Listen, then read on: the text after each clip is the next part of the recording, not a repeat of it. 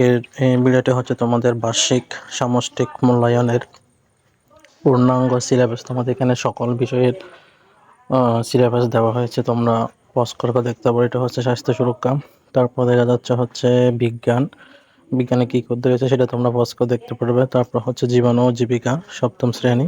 তারপর ইসলাম শিক্ষাতে অনেকগুলো চ্যাপ্টার রয়েছে যেগুলো সুন্দরভাবে দেওয়া আছে। তারপর হচ্ছে হিন্দু ধর্ম।